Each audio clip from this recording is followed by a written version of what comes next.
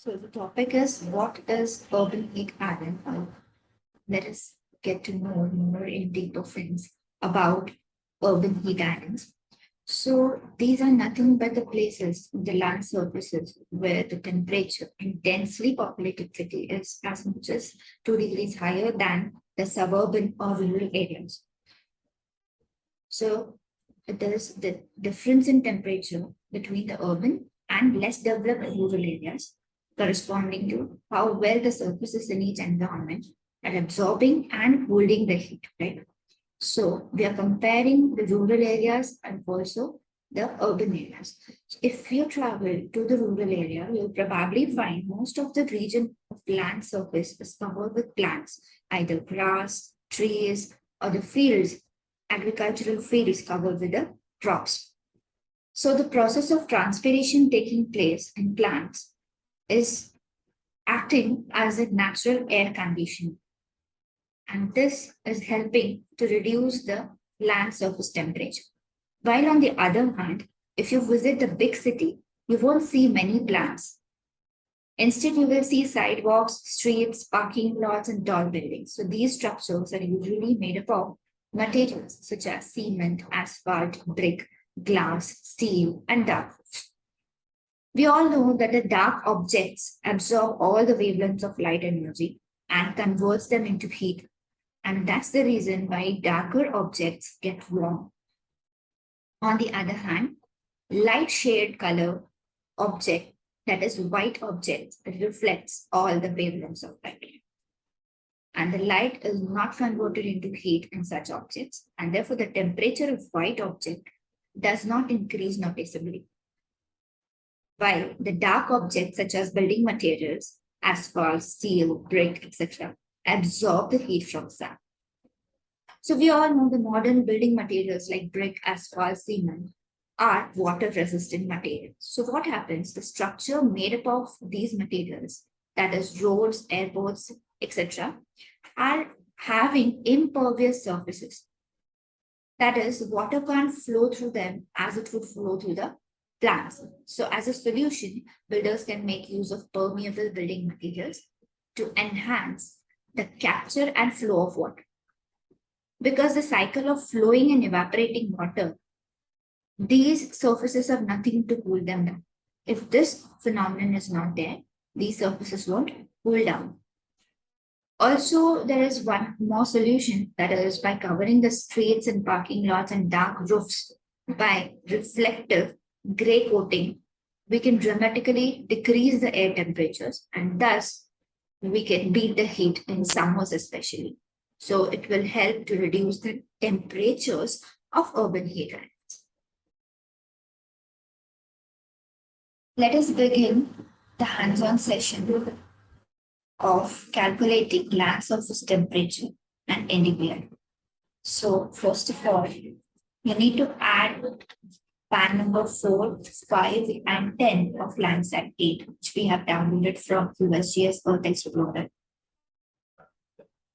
So click on layer, add raster layer, and browse those pan-chromatic bands. Select them and add to QGIS. Once we have added the bands, we'll click on raster calculator, and here we will put the expression. First, we are going to calculate NDVI.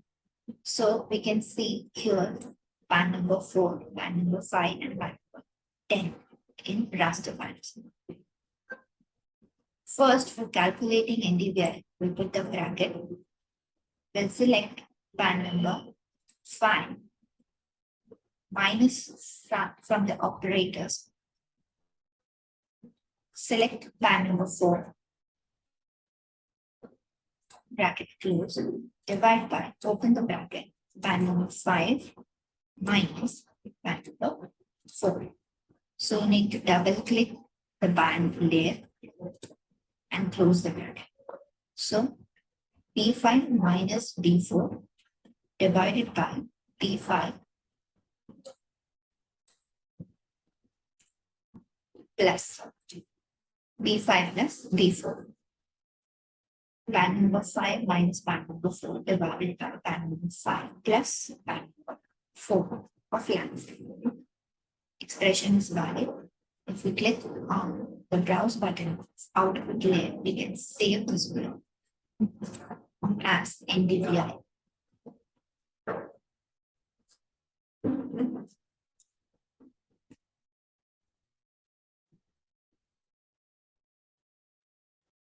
I'm clicking the OK button. NDVI is getting calculated. Now we have NDVI. We can click on this triangular button and we can see the range of NDVI, this minimum and maximum NDVI, right?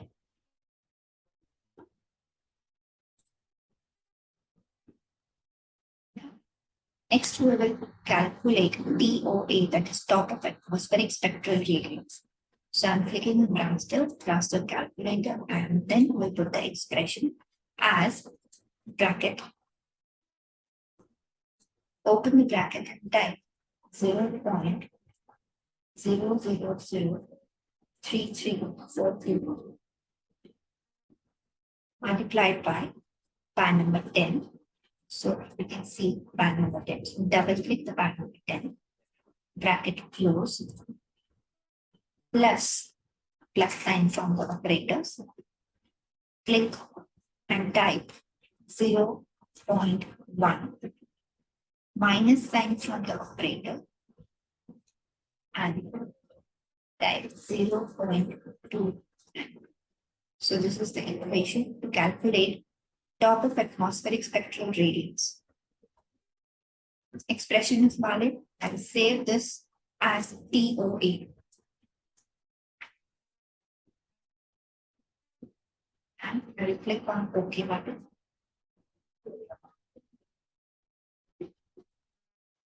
So this is the range of TOA. Now again click on raster calculator. We are going to calculate brightness temperature. So the equation is, open the bracket, type 1321.08 divided by natural log ln of bracket is open, but we will put another bracket. So open the bracket and type 777.89 divided by the TOA, top of atmospheric radiance, this output. Select that by double clicking and then close this bracket,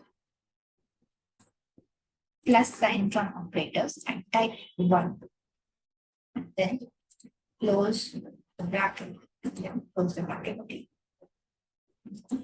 Minus sign from operators and 273.15. This is the brightness temperature value. We are converting it from the Kelvin to degree Celsius. For that, we need to subtract 273.15. Expression is valid. We will save this as brightness temperature T.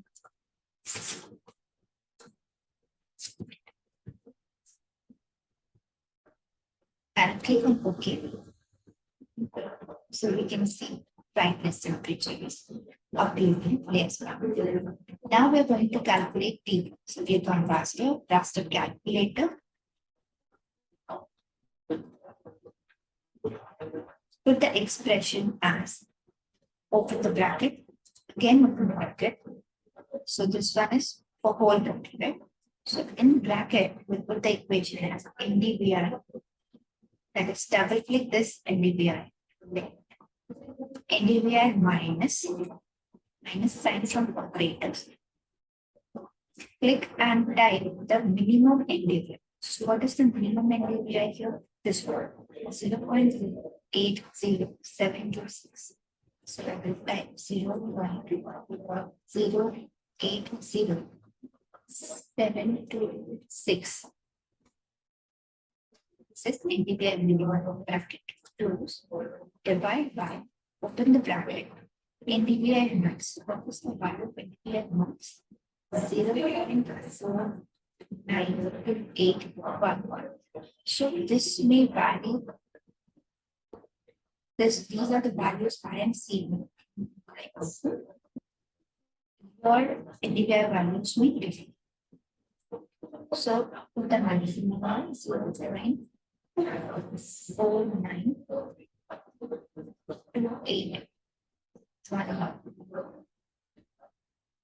This is NDVI maximum minus sign from greater. NDVI max minus NDVI max. Just copy this. This is the thing. NDVI minimum. Bracket close and whole bracket square. So raised to 2 expression is valid, and I save this as PV, that is proportion of vegetation. PV. Click on OK. You can see PV layer has uploaded 0 to 0.999. Something else. Now we're going to calculate LSE, that is land surface emissivity. So again, click on raster calculate and put the expression as 0.004 multiplied by PV. So double click PV plus sign from operator and in bracket put the value 0.9. 0.996. So close the bracket. We will save this output label as LSE. Land surface emissivity.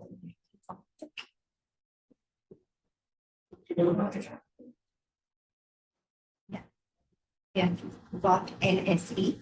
Now the last parameter, raster calculator. Now we are going to calculate land surface temperature, LST.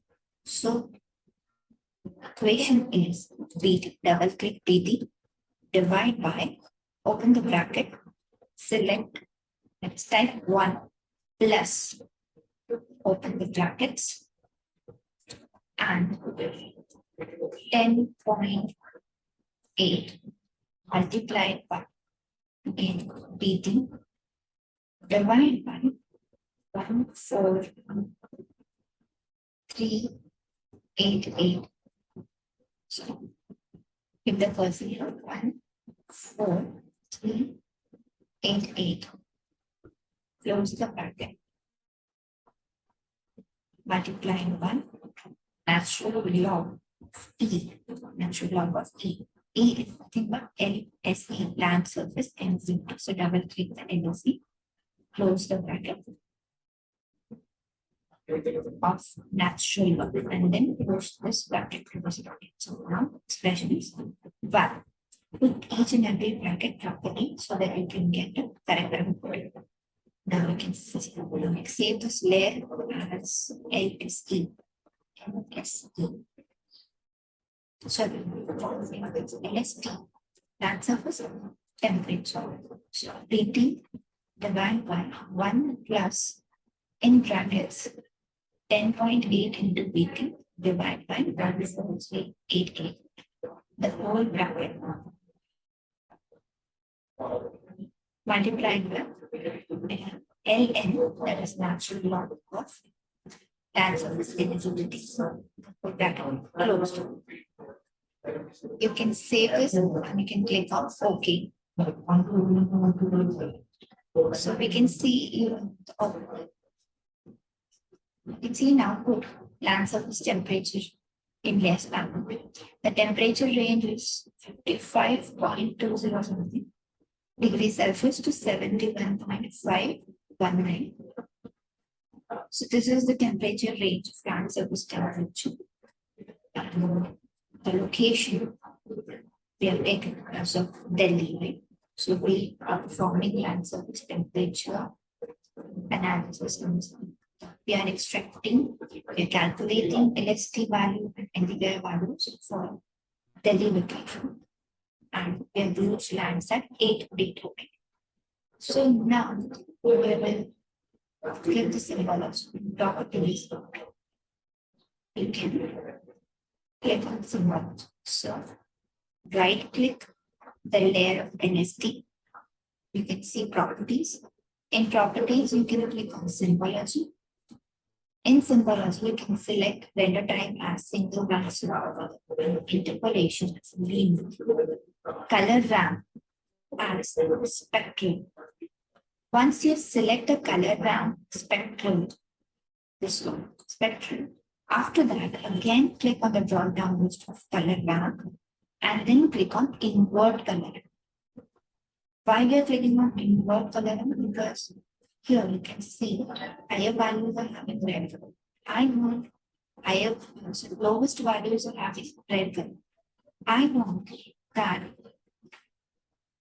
higher values of LSD should be shown in red color and lowest value should be seen in blue.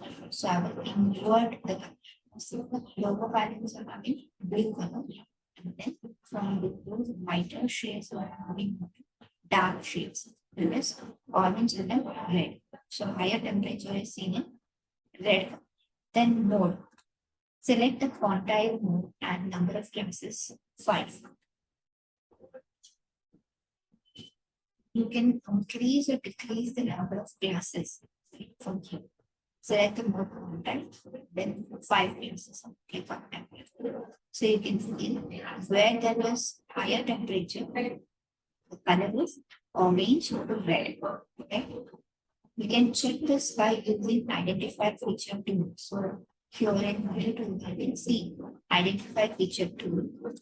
If you click on that, and if you select and click any pixel in this raster, so you can see the value of LST 69.5. Right? Value of LST is 69.4. So it is 5, right?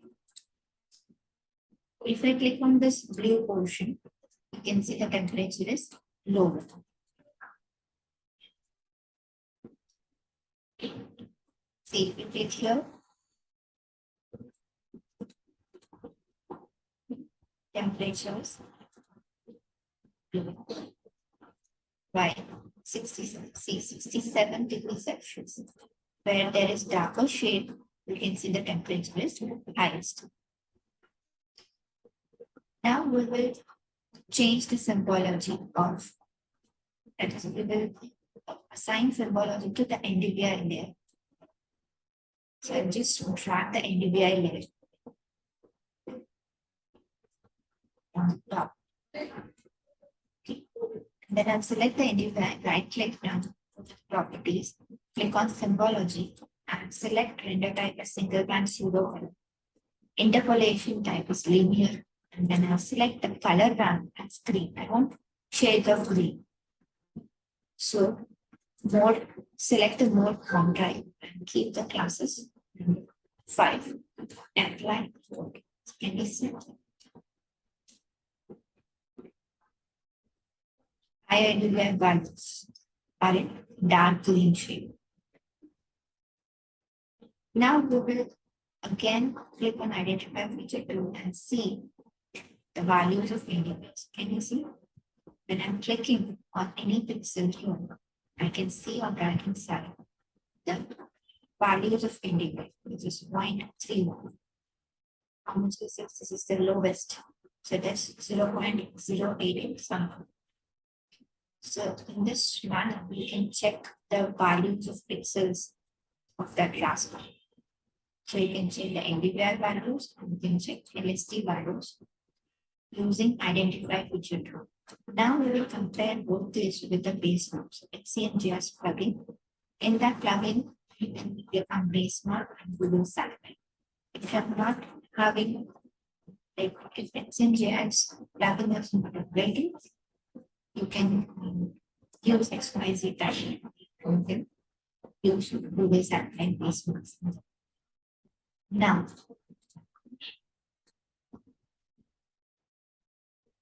overlap the NDVI and LST layers of Google satellite. We can compare both. Keeping all layers off and check the boxes, all the layers.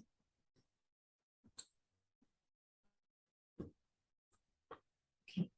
So now, comparing with the Google satellite based one, we can see here there is barren random urban area, and exactly there we can see darker shades, that is orange and red. That is, we can see the temperature in this area, the land surface temperature in these areas is higher. So we can compare.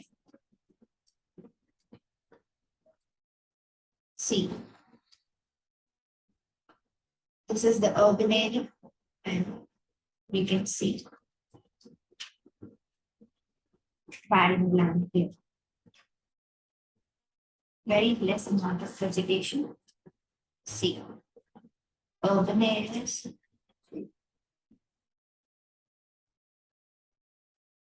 This is fallow agricultural. Temperature is higher. Whereas we see on this side, temperature is low. So, in the agricultural fields, therefore, the temperature is low. Land surface temperature is low. Now we will compare the NDVI. See, dark green shades, that is higher NDVI values. So here, agricultural fields, one base bar, and we can see NDVI, that is dark green shades, higher values of NDVI. Even if we click, we can see the values of NDVI of different pixels. See, where there is dark green color, and if I click on that pixel, I can see the value 0.40. That is maximum NDVI. Normalized difference vegetation index and land surface temperature. So both of these you can compare with the Google satellite, that is base map. So in this way, you can calculate NDVI and land surface temperature for any location. And we try to use the images with minimum cloud cover, that is cloud cover less than 10%. Thank you.